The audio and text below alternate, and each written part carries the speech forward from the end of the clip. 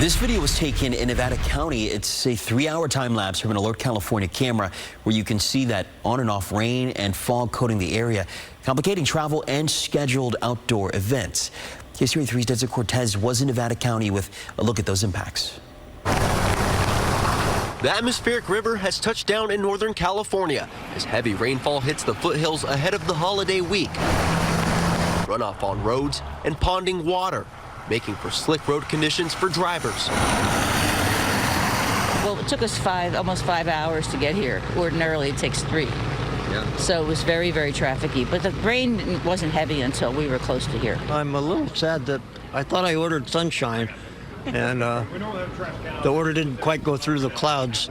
And though the storm tries to steal the holiday spirit, travelers still visiting Nevada City for the final day of Victorian Christmas. Coming up here today, we knew the weather was going to be what it was like. Definitely didn't expect the turnout that we're seeing right now, but happy to see it. It's clearly alive and well. Alive? You could say that. But well, of course, to get out of the rain for a minute, but I've been in the rain for 2.5 hours. She and many others. We're right on the edge of the road here, so we got our own trench and river going behind us.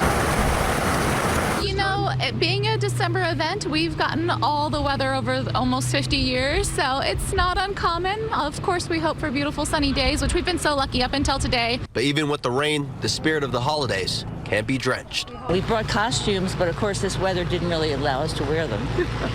But we're happy and we're enjoying it, and you know, anything for Santa. Anything for Santa. Travelers are urged to drive at slower speeds this holiday week, especially going through the foothills.